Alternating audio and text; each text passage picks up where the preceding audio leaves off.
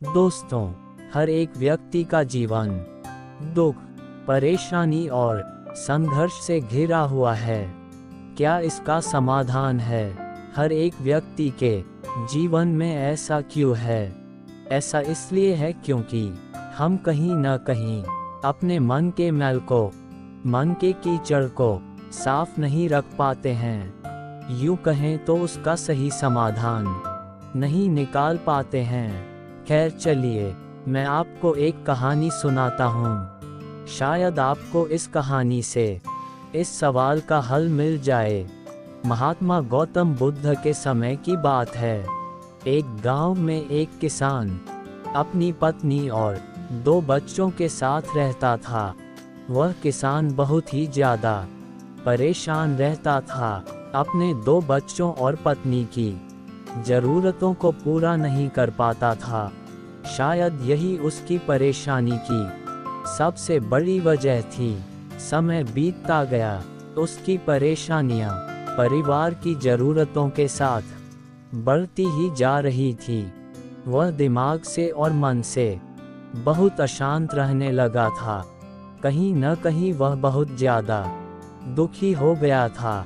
अपने परिवार की ज़रूरतों को नहीं पूरा कर पाने की वजह से एक दिन उसने यह फैसला लिया कि वह अपने घर को, अपने परिवार को, अपने बच्चों को छोड़कर कहीं दूर चला जाएगा। अंततः वह मनहूस दिन और काली रात आ गई, जिस दिन वह अपने परिवार को, अपने बच्चों को, अपनी पत्नी को छोड़कर घर से कहीं दूर चला गया। वह किसान चलता ही गया, चलता ही गया। रात से सुबह हो गई, सुबह से फिर दोपहर, दोपहर से शाम, शाम से फिर रात, फिर सुबह हो गई।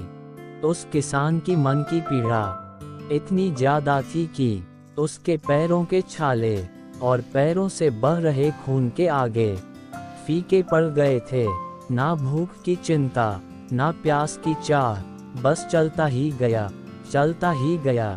आखिरकार जंगल में चलते चलते उसका शरीर इतना ज़्यादा थक गया कि वह एक नदी के किनारे जाकर वह गिर पड़ा।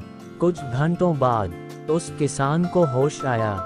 वह बेचारा इतना ज़्यादा प्यासा था कि तुरंत वह नदी के पास गया।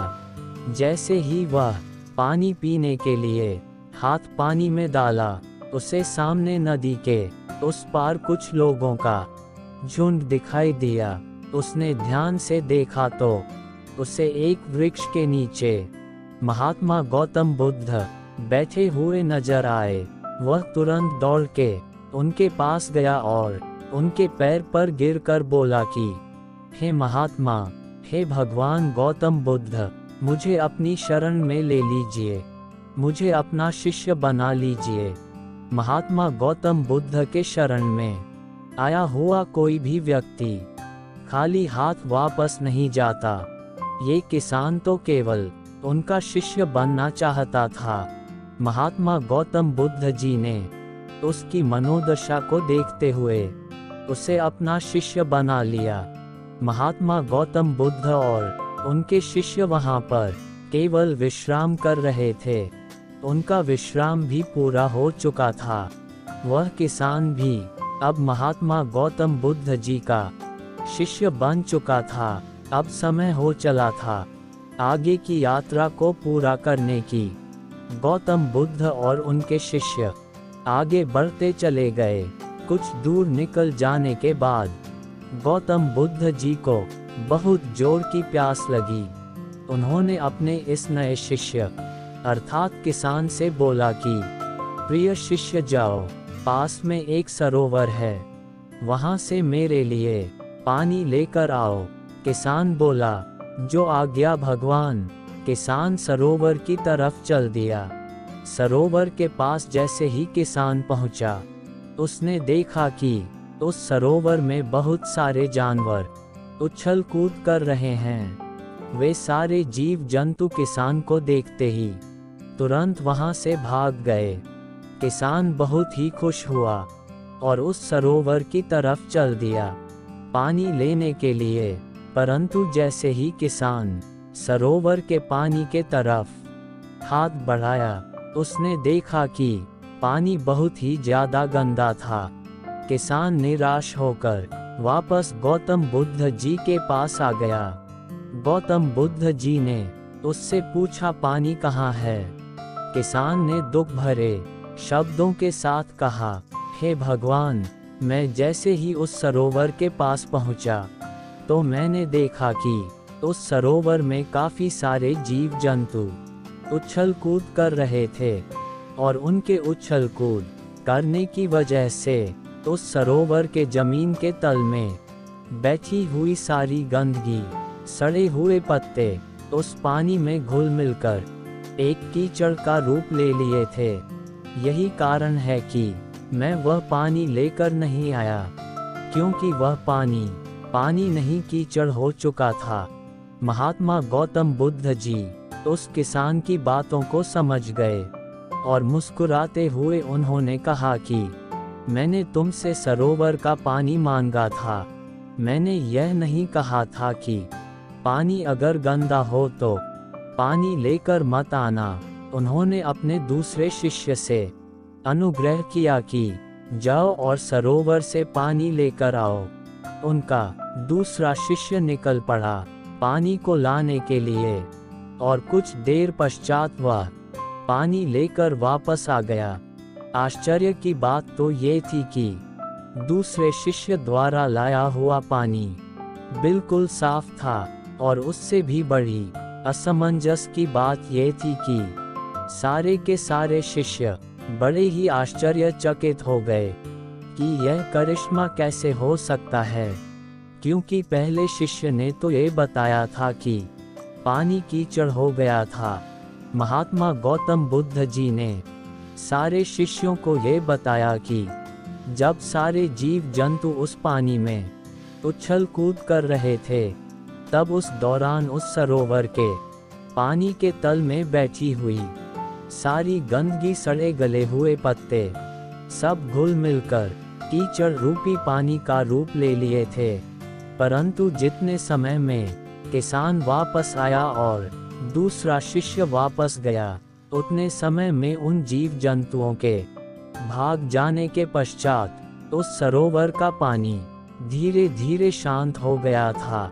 और जैसे जैसे सरोवर का पानी शांत होता गया, उस सरोवर के कीचड़ रूपी पानी में खुली हुई सारी सड़ी गली पत्तियां और मिट्टी धीरे धीरे शांत होकर उस सरोवर के तल में जाकर बैठ गए, जिससे उस सरोवर का पानी शांत होकर साफ हो गया तथा सारे गले हुए पत्तियां भी शांत होकर आराम से उस सरोवर के तल में जाकर बैठ गए थे। प्रिय शिष्यों, अगर उस सरोवर में किसी भी तरीके का कोई हलचल नहीं होता, तो उस सरोवर की हर एक चीज जिसको जहां पर होनी चाहिए थी, वह वहीं पर ही रहती।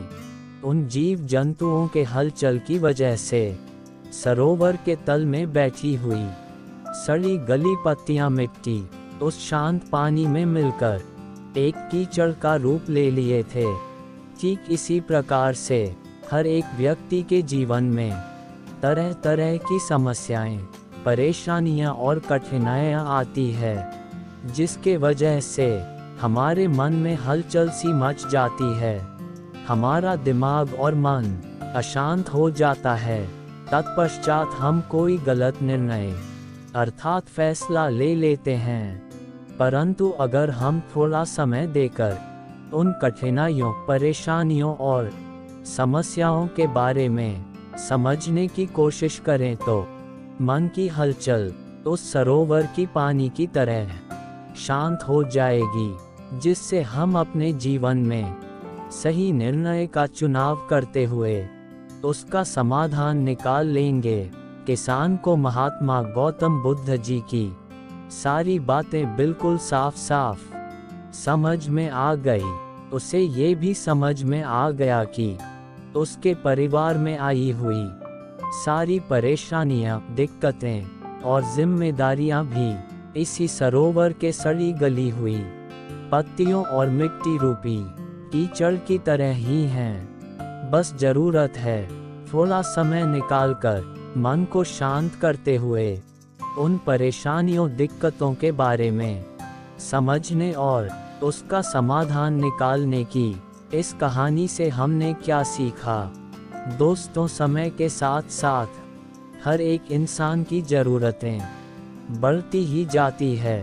हो सकता है किसी की ज़रूरत कम हो सकता है किसी की ज़रूरत ज़्यादा हो, लेकिन हमें उन ज़रूरतों को पूरा करने के लिए मेहनत तो करना ही पड़ता है। हाँ, यह ज़रूर है कि मेहनत करते वक्त हमें बहुत सारी कठिनाइयों और समस्याओं का सामना करना पड़ता है। इसी वजह से बहुत बार हमारा मन अशांत हो जाता है, निराश हो जाता है, दिल दिमाग में एक अजीब सी हलचल होने लगती है, जिसके वजह से हम गलत फैसला ले लेते हैं। परंतु दोस्तों, हमें घबराने की ज़रूरत नहीं है। हमें अपने दिमाग को शांत करने की ज़रूरत है। थोड़ा समय देकर इसके बारे में सोचने की ज़रूरत है। इसका समाधान कुछ न कुछ ज़रूर निकल आएगा। दोस्तों, आपको ये वीडियो अच्छी लगी तो वीडियो को लाइक कीजिए और अपने दोस्तों को शेयर कीजिए। और ऐसी ही कहानियों के लिए हमारे चैनल को सब्सक्राइब कीजिए।